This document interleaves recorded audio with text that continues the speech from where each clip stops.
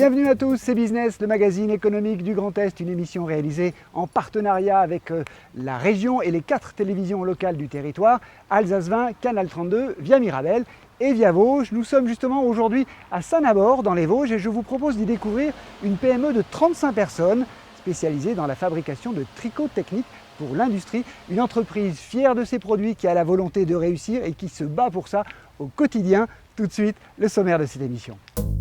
Éric Néry est l'invité de Business, ingénieur textile. Il a repris en 2010 l'entreprise qu'il dirigeait et lui a donné une nouvelle vie avec un nouveau nom, Maille Verte des Vosges. La PME produit des tricots techniques destinés à la fabrication de vêtements professionnels de protection ou à la confection de pièces d'aménagement intérieur des automobiles. L'entreprise certifiée ISO 9000 et 14000 est en plein développement en France, mais surtout à l'étranger. Pour son développement, Maille Verte des Vosges pourra désormais compter sur l'appui de la région. L'entreprise vient en effet d'être sélectionnée avec 22 autres PME industrielles pour intégrer la deuxième promotion de l'accélérateur des PME du Grand Est, un programme d'accompagnement initié et soutenu par la région. Les éclairages sur les enjeux et les ambitions de ce dispositif avec Lila Merabé, vice-présidente de la région Grand Est. Enfin, un tour de l'actualité régionale vous fera découvrir d'autres belles dynamiques économiques.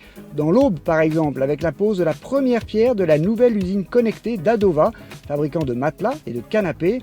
En Moselle, ensuite, avec le développement de la conversion de véhicules au bioéthanol. En Alsace, enfin, avec la start-up Oxycar qui propose aux entreprises d'organiser le covoiturage de leurs salariés grâce à une application dédiée. Éric Néry, vous avez repris cette entreprise en 2010 alors que vous étiez directeur général depuis 3 ans. L'entreprise connaissait à l'époque des difficultés, elle ne s'appelait d'ailleurs pas Maille Verte des Vosges. Qu'est-ce qui vous a conduit à reprendre cette entreprise ? Alors effectivement, j'étais directeur général dans cette entreprise qui à l'époque s'appelait Ames Europe et qui, vous ne l'avez pas dit, qui connaissait de fortes difficultés puisqu'elle est passée par un dépôt de bilan. Donc nous avons eu 3 périodes d'observation de 6 mois. Et pendant 3 périodes de 6 mois, on tombe amoureux de la belle. Moi, je suis de formation ingénieur textile. Je n'ai jamais fait que du textile dans ma carrière. Et j'avais une très forte envie de ne pas laisser mourir cette entreprise et laisser disparaître ces métiers. Et qu'est-ce qui vous a changé, qui a poussé à changer de nom Maille Verte des Vosges ? Alors évidemment, pour reprendre, il fallait, repartir, redonner un nouvel élan et apporter un minimum de stratégie et trouver le chemin, pour renaître de nos cendres. Donc je voulais trouver un nouveau nom qui marquait ce nouveau départ et qui en même temps traduisait notre stratégie.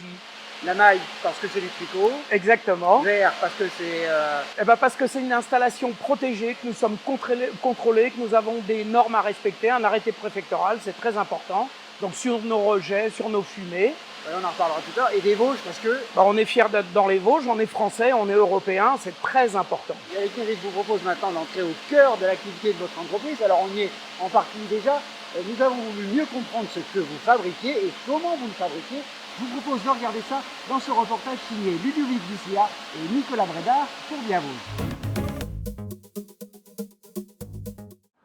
Niché au pied des Hauts-de-Vosges, à proximité de Remiremont, Maille Verte des Vosges est un digne représentant de l'industrie textile régionale. L'usine est sortie de terre dans les années 60 et continue de produire du tissu à partir de bobines de fil en polyamide, en polyester ou en coton.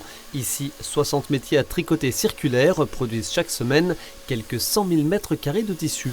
L'avantage qu'on a, c'est que c'est une technologie qui n'a pas évolué de façon drastique au cours des dernières décennies. Ça reste, ce sont des métiers qui sont vieux et qui sont quand même compétitifs aujourd'hui. Une compétitivité d'ailleurs renforcée par une autre activité réalisée ici, l'ennoblissement, c'est-à-dire la coloration des tissus grâce à ces 6 machines de teinture ou leur finition selon l'usage final. Un quart des tissus sont vendus à des équipementiers automobiles qui les intègrent par exemple dans les coiffes de sièges ou les panneaux de porte. Un autre quart est dédié à l'impression numérique. Le reste de la production, une bonne moitié, est destiné à la confection de vêtements professionnels ou de protection. On parle de haute visibilité, de résistance à l'usure ou au feu, un marché qui se porte plutôt bien. C'est en progression chaque année parce que la maille est quand même assez récente dans les vestiaires de vêtements professionnels. Tout ce qui est polo, t-shirt, c'est quand même assez récent. Historiquement, c'était beaucoup les pantalons, les vestes. Et donc c'est un marché qui est en augmentation parce que c'est plus confortable de travailler avec un polo ou un t-shirt qu'avec une chemise. En 2018, Mailles Vertes des Vosges a réalisé un chiffre d'affaires de 5 millions d'euros. Lors de son rachat en 2010 par son actuel PDG, l'entreprise embauchait 29 salariés. Aujourd'hui, ils sont 35. Éric Néry, on vient d'évoquer dans ce reportage, on l'a vu, les principaux domaines d'activité de l'entreprise qui ont pas mal évolué depuis la reprise. C'était nécessaire de trouver de nouveaux débouchés pour survivre et pour se développer ? Oui, absolument, parce que évidemment, je vous ai parlé de dépôt de bilan et il y a des causes au dépôt de bilan. Donc le dépôt de bilan est intervenu en janvier 2009 et en fait faisait suite à la crise générale de 2008 et la crise qui a touché très fortement l'automobile. Donc qui est un secteur dans lequel nous intervenons de façon importante. Et on s'est dit, à minima, il faut essayer d'être moins dépendant. Ça ne veut pas dire laisser tomber nos clients, mais d'être moins dépendant des variations d'activité dans ce domaine et donc trouver une autre activité qui puisse compléter ce qu'on savait faire. Alors justement, aujourd'hui, quels sont vos principaux produits et à qui les vendez-vous ? Alors, nous intervenons toujours beaucoup dans l'automobile, donc des produits automobiles, le textile qu'on ne voit pas dans l'automobile, mais qui est technique, donc il est caché derrière les panneaux de porte, à l'intérieur des soufflets de levier de vitesse, à l'intérieur des sièges. Nous intervenons pour ce qu'on appelle le vêtement professionnel enduit, c'est-à-dire que le produit au final va être par exemple une parka militaire ou civile, donc le vêtement étanche. Et la protection litrique, très importante, donc des alaises, pour nous c'est quelque chose de fondamental, en particulier pour la fabrication locale dans les Vosges. Et puis nous avons développé des supports qui sont destinés aux vêtements professionnels et aux vêtements de protection, donc ce qu'on appelle les EPI, et qui sont de plus en plus exigeants en termes de protection pour le porteur. C'est un élément fondamental. On ne fait plus travailler aujourd'hui des gens sans protection, sans tenue adaptée. Et donc on a systématiquement des industriels en face de nous pour une transformation. Il a fallu faire preuve aussi sans doute de polyvalence. Vous n'aviez pas beaucoup d'argent, disiez-vous, et puis pour investir dans des machines, ça coûte très cher. Donc il a fallu adapter ce que vous aviez déjà pour arriver à faire ces nouveaux produits. Voilà. Alors il a fallu adapter, il a fallu être malin. Malheureusement, le malheur des uns fait le bonheur des autres. On a acheté beaucoup de machines d'occasion, mais qui sont des machines qui ont une très grande durée de vie, qui peuvent être mises à niveau avec des systèmes informatiques modernes.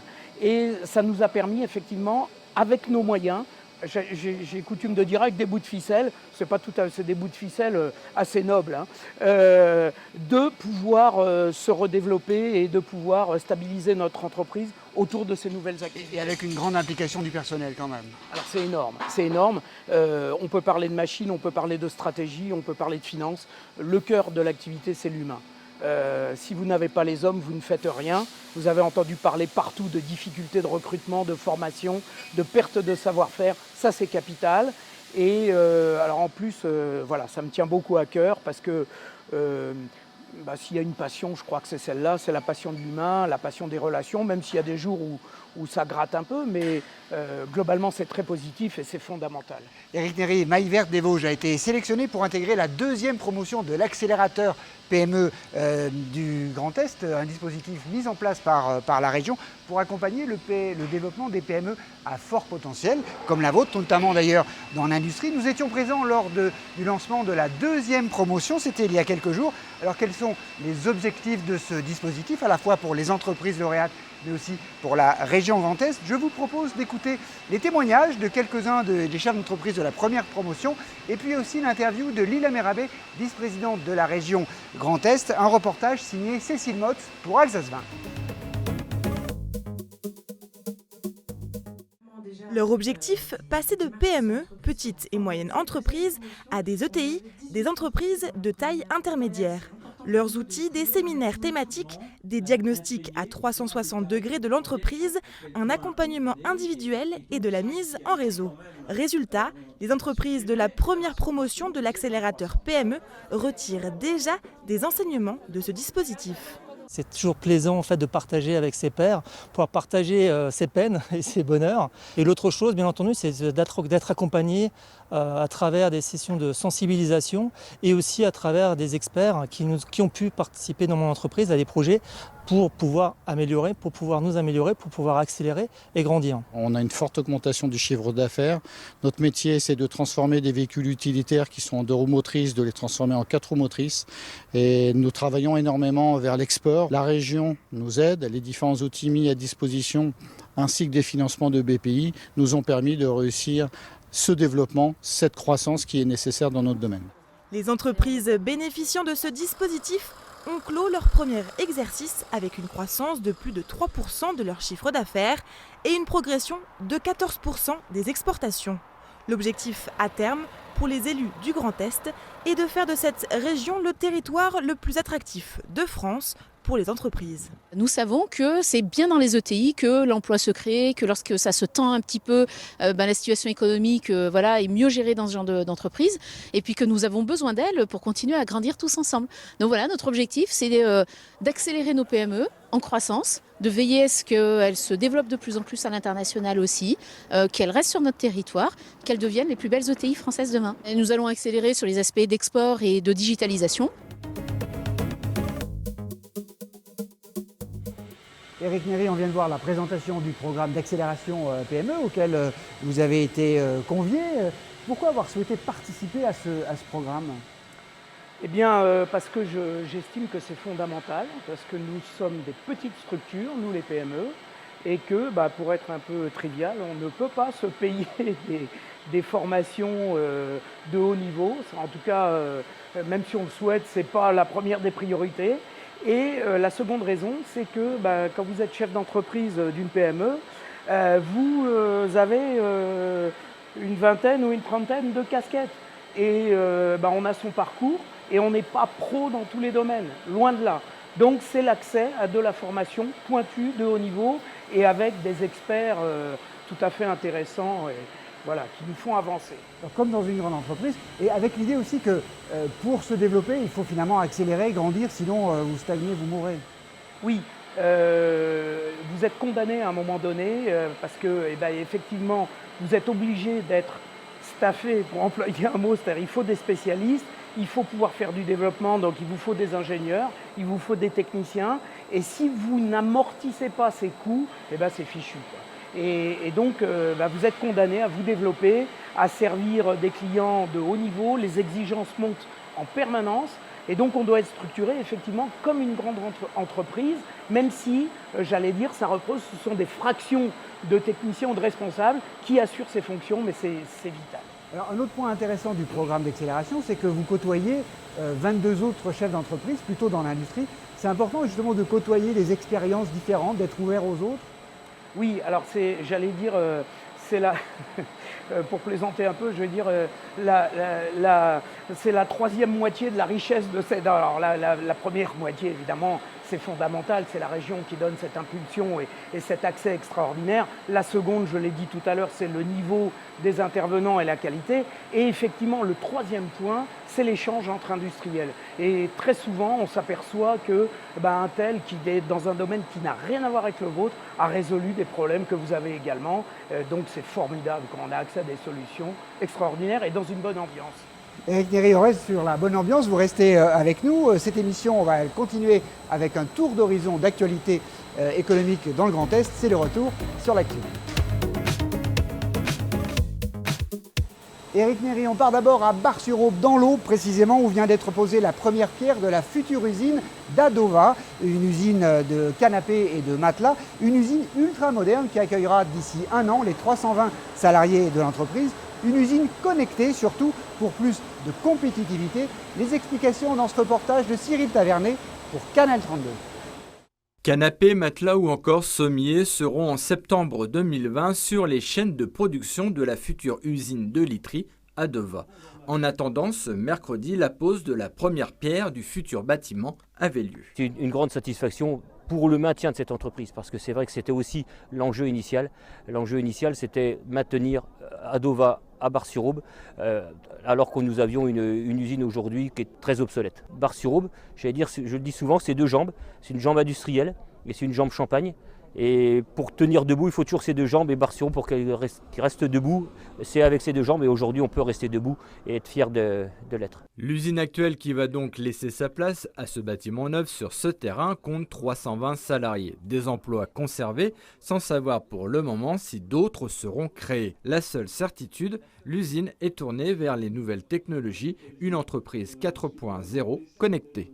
Connecté, ça veut dire qu'il faut que, entre le moment où un consommateur final va passer une commande dans un magasin, quelle que soit l'enseigne, que cette commande arrive directement dans l'usine. Elle ne passe pas par différents réseaux, c'est ce que je dirais, on évite la perte de temps. Je suis confiant en fait que tout ce qui ne sert à rien, si on sait faire en sorte que ça soit éliminé, on peut être compétitif en France. Une compétitivité qui s'appuiera donc essentiellement sur l'innovation d'Adova à Bar-sur-Aube. Aujourd'hui, je pense que notre capacité à innover, à être innovant, à amener effectivement ce type de connexion fait qu'on va être compétitif. Donc mon objectif, c'est d'être compétitif par rapport à tous les acteurs industriels en France, mais surtout les acteurs industriels qui viennent sur le territoire français.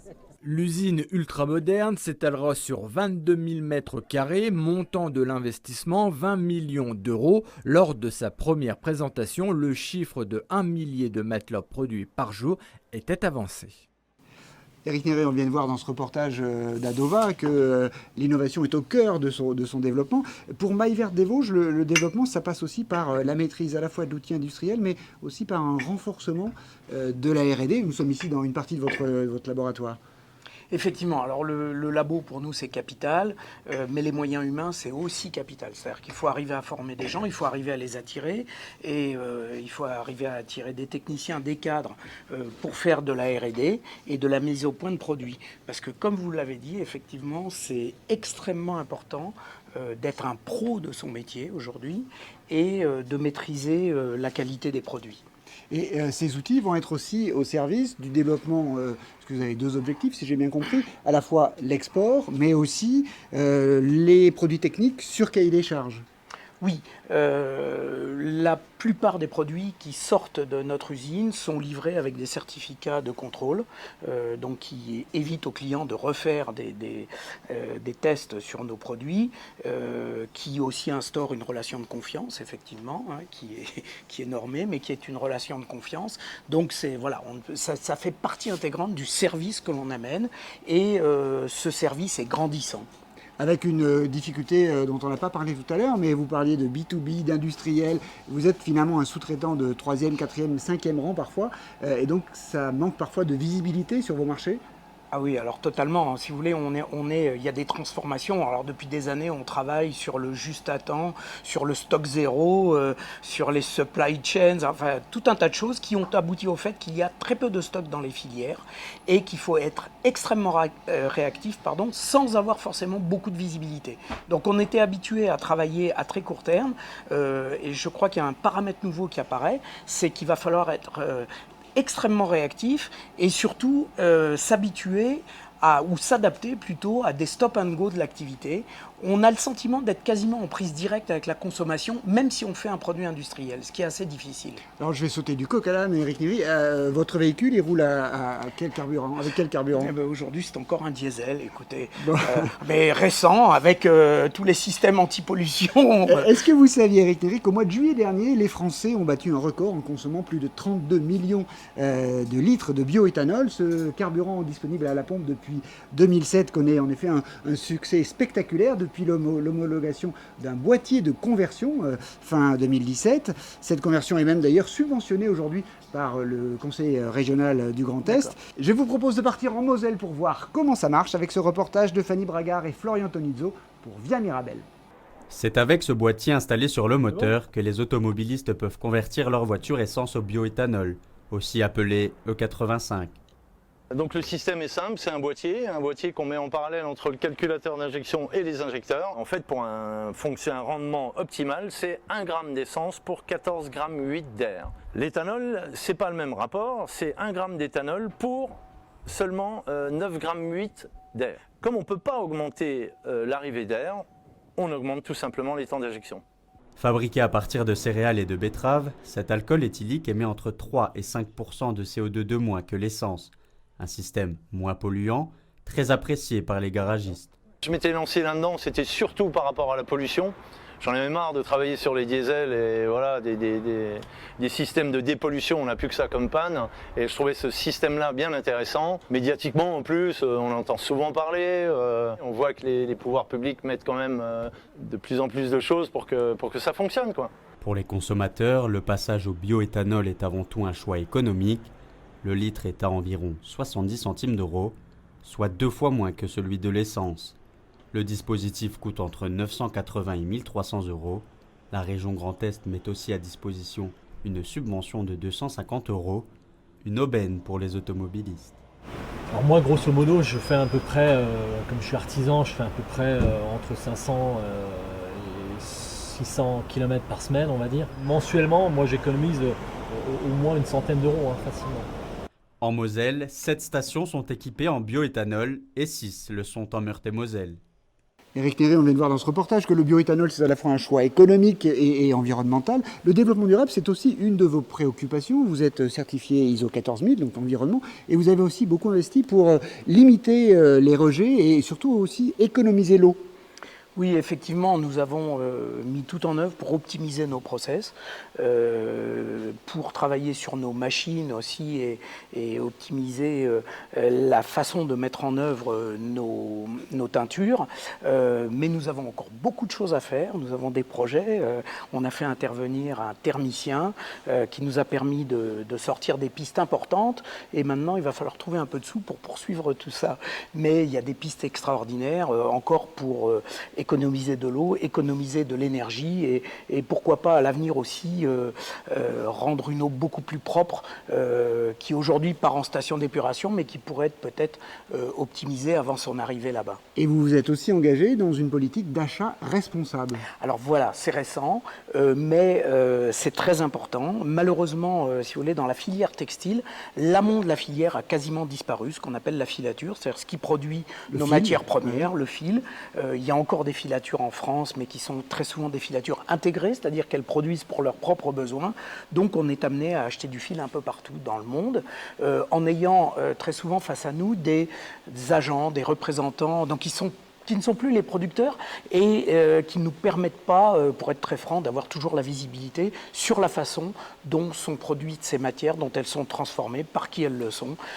Et donc on souhaite responsabiliser tout cela et faire apporter une certaine clarté sur ces transformations. C'est quand même le sens, à mon avis, du métier pour l'avenir.